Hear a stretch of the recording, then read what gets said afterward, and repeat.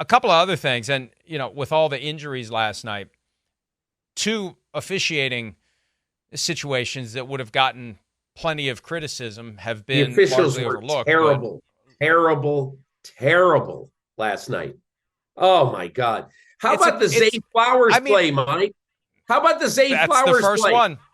This is an insane. I have to tell you something. On this play, okay, the Zay Flowers play. After the game, I'm standing with Lamar Jackson. Okay. And I asked him about it, and he goes, we looked at the replay. Look, they call Odell Beckham Jr. for holding. Where is the hold? There's no hold. There's no hold. And afterwards, they were laughing about it. The Ravens, they're just laughing about it. And they're saying, because it was clear, if that had cost them the game, they would have just been going crazy. And look, officials miss calls all the time. I thought the officials last night were incredibly flag happy. So many ticky-tack calls last night. It was a brutally officiated game. There's a moment there, if we can show it again, where Odell gets a little handful of jersey and pulls it down the shoulder pads. But you see that on every single play. Every play, somebody's got a little handful of jersey. A handful of jersey is one thing. Using that handful of jersey to steer a guy around is another. I'm blocking him and I just happen to have a handful of jersey. That is something they look the other way on constantly, or they just don't see it. But see that there's that little part where you get a little bit of the shoulder pad. But that's it. And it didn't impede the guy. So I was surprised just because we see that technique all the time. Blockers trying to keep defensive linemen away from quarterbacks do it all the time. The other one too, Peter, this was in the first half, the phantom defensive pass interference call where it's like, oh my God. where was the pass interference? Like, what was it? Where? Look at Zach Taylor. Look at the look on Zach Taylor's face. Do we have that? It was fantastic. Here's DJ Turner. Great. That is a ridiculous call. Look at Zach Taylor. He bumped into him. It was a glancing blow. He accidentally bumped into his back and didn't impede him at all. So that's it reminds me. That's a reality of letting. Go ahead. Now, do you remember what Marv Levy said to the official on NFL Films? You over-officious jerk. It's these games. Many of them are being bizarrely, strangely, damagingly over-officiated. Way over-officiated. Last night, I would love to hear Walt Anderson, Troy Vincent, everybody in the officiating department. I'd really love to hear them look at all of the penalties in that game last night, everyone, and say, okay, I think there were 18 flags or something like that. There were a lot, but I would love to just look at everyone and say, we wish we had 8 of those back, because I bet they do.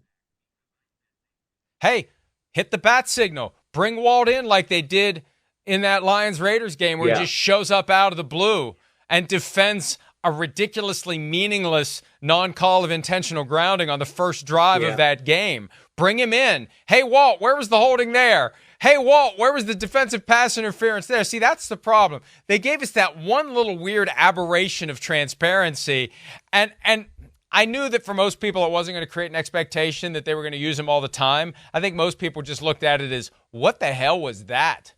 Right? Yep. It's like seeing some strange animal run across your yard. Like, I don't know what that was, and until it shows up again, I'm not going to give it another thought.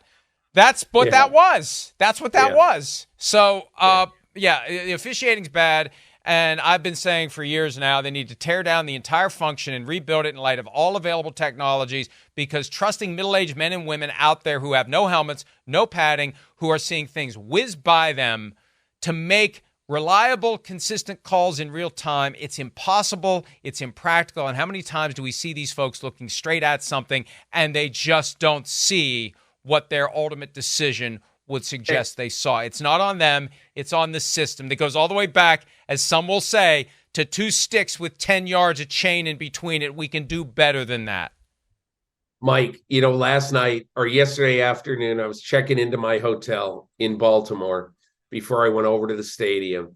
And this guy behind me recognized me and he said, "Hey, Peter, this officiating, it's brutal. I am dead serious. I never thought this before, but I am sure now the fix is in. And these guys, these officials, they're in on the everything is scripted. There's this. Mahomes gets every call." And I tried to explain to him. I said, "Listen, there's a difference between the fix being in and the quality of officiating." I said, because I'm going to explain something to you, that the back judge who you think makes a ridiculous pro Mahomes interference call. And look, last night there were ridiculous calls on both sides. Mostly, I think, anti-Cincinnati, but be that as it may. But I said, you have to understand something. The back judge who makes a terrible call in a game is going to, on the following Tuesday, is going to get a downgrade. And what does a downgrade mean? I said, you get enough downgrades and you don't work in the postseason and you definitely don't work in the Super Bowl. And I said in 2013, I did a week in the life of an officiating crew, and I saw what happened when Gene Steratore, the referee, was having the best season of any referee in the NFL. This was November. And he got 2 downgrades in an Arizona-Houston game, and it knocked him out. You know what he said to me? Because I was in his house in Washington, Pennsylvania. I was in Steratore's house, and he got the email. And he said, "Well, Pete, there goes the Super Bowl." So I said to the guy, I didn't tell him that story, but I said, you need to understand that I don't believe for a second that the officials are in on this. And again, look, I'm not saying Tim Donahue can't happen at all. I'm not saying it can't happen. But what I am saying is you're going to have to show me some pretty huge proof before you can tell me that these officials would risk everything, including going to jail, to have a fixes in situation in any game. And Mike, why did I bring that up? Because I want to say I'm in favor. If you want to have full-time officials, not that I think it would really help, but if you want to have them, go ahead and have them. Try it. It's fine. But I would just maintain every year since I've been covering the NFL, every year, at some point during the year, the same refrain is heard. Oh my God, the officiating. This is the worst year I ever remember. Every year that happens. So don't tell me that. I understand that there's a lot of bad officials calls. I get it. And maybe it will be helped marginally by full-time officials. And if it is, and you want to do that, go ahead. But I just think this is a sport where you're going to have horse crap calls, and there's not a lot you can do about it.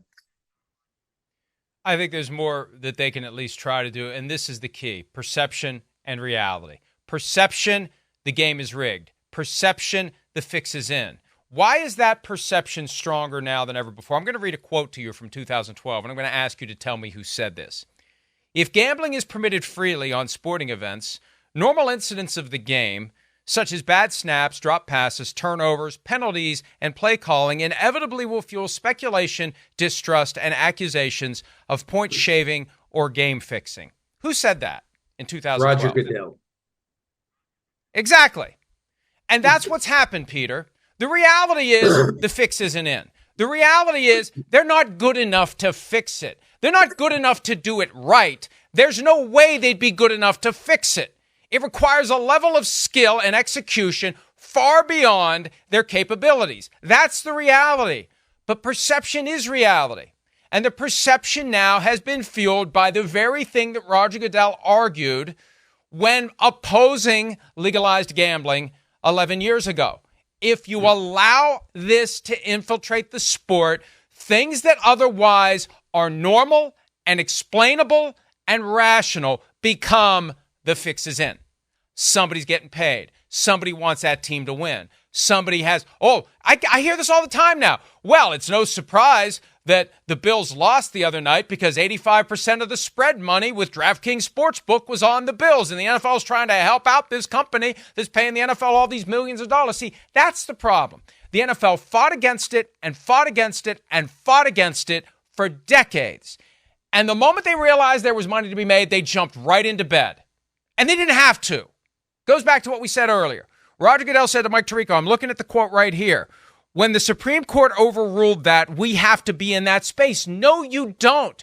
You can hate gambling as much when it's legal as you hated it when it was illegal. And Peter, the fact that they are grabbing every last dollar, everywhere you go, there's a gambling ad with an NFL shield on it.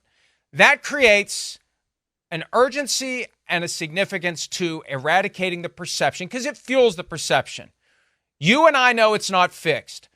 Most people look at it and say, it's fixed. That's the problem. So that's why they need full-time officials. That's why they need to revamp the entire process. They need to create the impression they're doing something to make it better to counter the perception that it's all fixed. Yeah, I think one of the reasons why, and Mike, it happens on this show, you have to admit, this show is in part sponsored by one of the gambling concerns, and every single show on television that has anything to do with the NFL, every single one. There's a reason why there won't be many voices in the wilderness like yours. And I think it's because most of the people understand, including many of the people whose checks are signed by an NFL entity, whether it be an owner or whether it be Roger Goodell, like an NFL Network. This is our landscape. We're not going to bite the hand that feeds us.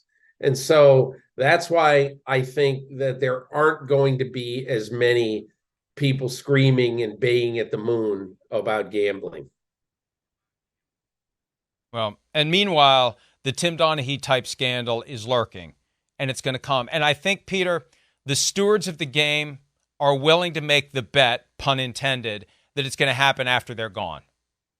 The current commissioner, you know what, maybe this can happen. I'm not worried about it. I'm landing the plane. I got 4 years left. And maybe he'll do another 3 or 4 years after that. Who knows? But I think there's just an attitude of, we'll let the next regime deal with this. We're just going to get out of here while the getting's good and make as much money along the way as we can to get closer and closer to that, what once seemed pie in the sky goal of, what was it, 27 billion or 20. There's some magical number that Roger Goodell has been hoping for by way of annual revenue for the NFL. And it keeps getting closer to what sounded ridiculous. I don't know if you remember the number, but there's some number he wants to get to. So this, it's almost like the light bulb, like how in the old cartoons, the light bulb goes off over somebody's head. They fought against gambling and fought against gambling and fought against gambling, and then it's illegal. And the light bulb went off. We could make a lot of money off of this. Why did we fight this so hard? We could get a lot closer to that multi-billion dollar revenue goal. So that's the reality. And I think, and this is why I always try to hold the current stewards of the game accountable. I don't think it's good enough to say, well, let somebody else worry about it. They should worry about it now, and they should fix it now. And I don't see anything that causes me to believe that they care, that they're concerned, or that they're doing things aimed at preventing a Tim Donaghy type of a thing. Not that it would just be an official, but something that would resonate and cross over and get people prosecuted and get people sued and be the top story when Lester Holt walks out and says, "Good evening, this is NBC Nightly News." You don't want that. And I feel like it's inevitable if they don't do something. Anyway, I'll get off my soapbox for now and give you the last word. I'm not arguing with you at all. I think the other part of this that nobody really talks about is that we're looking at 6, 8 years, maybe 10 years down the road of there to be on every street corner, well, not every street corner, but on 50% of the street corners in America, there will be places that will advertise even more than Alcoholics Anonymous, Gamblers Anonymous, because this is going to be a pox on our society. There are going to be lives ruined from coast to coast because of the ease of gambling, going all the way back to high school. Mike, I got a letter from a guy recently who basically said that in my son's high school, there is, in essence, a bunch of kids who are using their parents' accounts on whatever it is. I don't know, DraftKings. I don't know what it is, but they're using their parents' accounts and they're gambling every day, on sports. And I don't know how they do it. I don't know where they get the money. But you think that stops when they go to college and they say, hey, I'm going to college now. I'm about to be an adult. I'm not going to do that. No, by that time, you are so hooked. You're in it hook, line, and sinker that it's over. Every day of your life, you're thinking. You're in the middle of your calc class, Calc 101 at State U, and you're not thinking about the exam this week. You're thinking about, how can I make $100 this weekend on the NFL? And I'm just telling you, everybody is saying, hey, listen, you can't, you got to have freedom. You have to allow people to do what they want to do. Well, see how many lives are ruined, absolutely, totally, unalterably ruined by sports gambling. It's coming like a freight train down the tracks. And it might arrive right about the time the NFL deals with a major gambling scandal, and maybe that'll happen when there's a completely new regime at the league office. It's going to have to clean up that mess that could have been avoided if they were more concerned about it now, and they're not, and I wish they would be. Hi, it's Mike Florio. Thanks for watching PFT on YouTube. Hit subscribe for the latest news and analysis from Pro Football Talk.